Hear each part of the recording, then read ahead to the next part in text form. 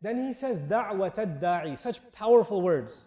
He says, I, by the way, I is used when? When did I say? I is I and we and he. When is I used? Love and anger. Too much love, too much anger. Which one is this? Too much love. I respond. I myself respond. Immediately respond. Now respond to who? You might think Allah responds to someone who makes a lot of dua. I only make dua like once in a year. When you have exams, Ya Allah, I have an exam. Ameen. And then you take the dua. Or you make dua if you know you cut the red light and you're about to get the 5,000 riyal ticket. You're like, Ya Allah, get the angel between me and the license plate and the camera. Don't let me get the text message, the SMS, anything but the SMS, Then you remember Allah. Now if someone makes a lot of dua, you use the word dua. If someone makes dua one time, just one time, you call that da'watun.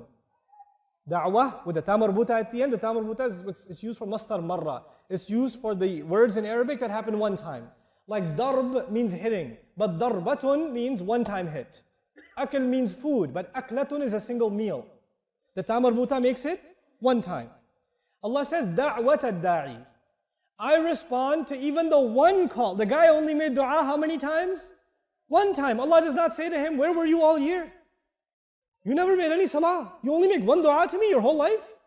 Forget you. You only remember me one time? If you are an employee and you only show up to your job one time in the whole year, you don't have a job. They'll say, who are you? I work here. What? When? I got my job last year.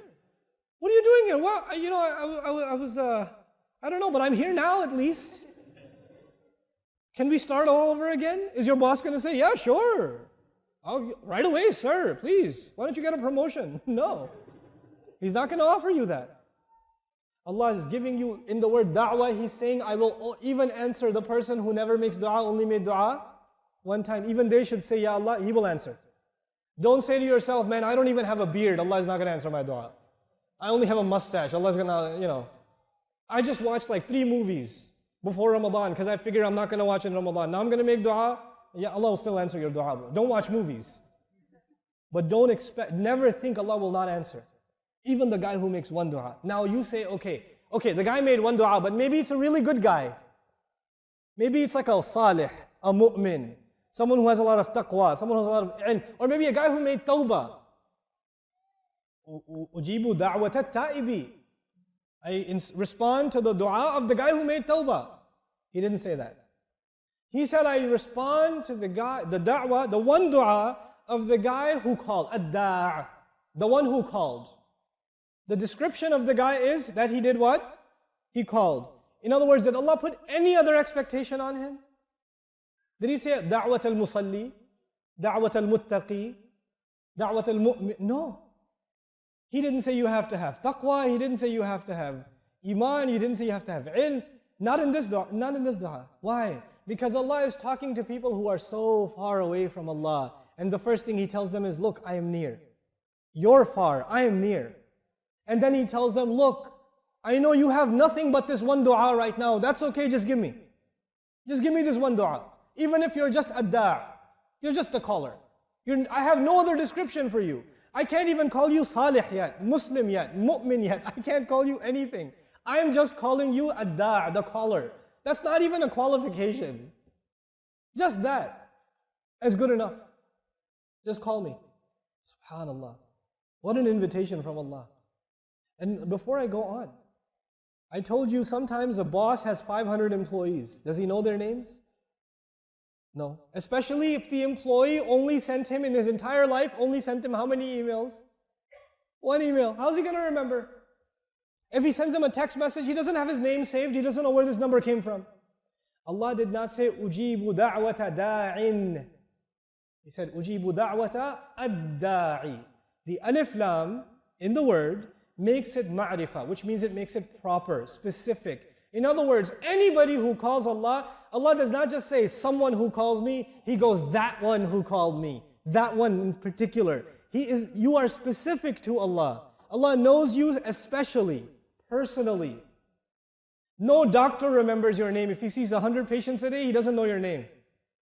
He just tries his luck. He goes, Muhammad, how are you? Come on. You know, everybody's Muhammad. You know, chances are, you know, he doesn't know you by name. You know, I meet people, wallahi, I meet people. I was in Baltimore. This elderly fellow came to me, this uncle came to me. He goes, Beta, how are you? I remember when you were so little, you used to run around in the masjid. I was like, I'm from Texas, man. But I said, yes, I remember too. And I just, you know, no make a feel. They don't remember. People don't remember. Allah Azza wa Jal even knows you in particular. You might say, how is the CEO of the company going to know my name? I'm just a security guard. He is so high, I am so low. How will he know my name? How will the president of a country know one citizen? How is that possible? How will I know? If all of you came up to me and told me your names, will I remember? I don't know. I don't know. If some of you got my phone number, please don't take my phone number, but if you got my phone number and you sent me an SMS, I don't have your number saved. Do I know who it is? I don't know who it is. I just have a number. I don't have a name of nothing. You call Allah, Allah knows who exactly you are. And He wants to answer you immediately. He wants to start a new relationship with you immediately. Whatever happened yesterday is done. Start today. You become Muslim today. You become a caller to Allah today. Ujibu da'wat ad-da'i. Now the question I told you before was, the problem I gave you before was, if you want to meet someone important, that happens on your schedule or the important person's schedule? Important person's schedule. You don't say, I would like to meet the Minister of Education. Let me just, walk over to the ministry and say, hey, let's go. I want to talk to you for a minute. I can't do that. I'm not going to fly to DC and say I need to have a pizza slice with Obama. I'm not going to do that. You can't just go and walk up to the president. I can't even, if you're an employee, like if somebody works at Microsoft back in the day, when Bill Gates was still the Amir of Microsoft, they're not going to say, hey, Bill, you want to go grab some pizza or something? They're not going to do that. They don't have time. He doesn't have time for you. What's a good time to call Allah? People say, what's a good time to make dua? People say that, right? And of course we're talking about Ramadan. What does he say though? He says, Ujibu da'wat ad-da'i idha. Whenever, da'ani, whenever he called me. Whenever you call me, I will answer you immediately. Call me 1 in the morning, I'll answer you. Call me in the afternoon, I'll answer you. Before you go to sleep, you call me, I'll answer you. SubhanAllah. This is not the whole ayah. This is the first half of the ayah. I will answer you whenever you call. This is the invitation of Allah. How is it that we don't listen to this invitation? How can a person stay away from dua after listening to the word of Allah? I don't understand. Then he says, now I've given you my invitation. My invitation is I'm near to you, I'm ready to listen to you whenever. Even if you haven't made dua except only one time, I'll still listen to you. Doesn't matter if you have no other good Islamic qualities except dua, I'll still listen to you. What should you do though? This is what Allah is doing for you. What should you do for Him? He says, فَلْيَسْتَجِيبُوا لِي. The other word, remember there was ajaba and istijaba. Istijaba also means to try to answer. Somebody says, brother, I want to have lunch with you. I say, I'll try to make time. I don't know if I can do it, I'll try. Trying means maybe you will succeed, maybe you will fail. Allah says, فَلْيَسْتَجِيبُوا لِي. They should at least try to answer me. You are asking things from me, Allah says. You're asking me for a better job.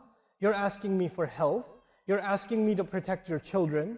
You're asking me for your parents. You're asking me for a house. You're asking me for all kinds of things. I'm asking you some things too. What about what I'm asking you? فَلْيَسْتَجِيبُوا لِي. Then they should respond to me. They should respond to me. Now the thing is, in the Fatiha, in Surah Al-Fatiha, what do we want from Allah in Surah Al-Fatiha? Anybody know? We want guidance.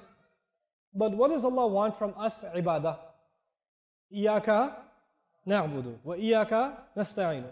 Nasta'in means we want help. But before we ask Allah what we want, we tell Allah what we will do for Him. What will we do for Him? إِيَّاكَ نَعْبُدُ. What will He do for us? Isti'ana. He'll help us. So what you do for Allah should come first. What you want for yourself should come second. But in these ayat of Ramadan, He said, I will answer you whenever you call me. And then He said, you should answer me. He didn't say, you should answer me, then I will answer you. Subhanallah. He even put himself second and you and me first in these ayat. He put himself second. فَلْيَسْتَجِيبُوا لِي وَلْيُؤْمِنُوا بِي. They should respond to me. They should have real iman in me. They should really believe in me. لَعَلَّهُمْ يَرْشُدُونَ. So that they can be set straight. So they can be good people. They can change themselves. SubhanAllah, these few ayat of Ramadan are transformative.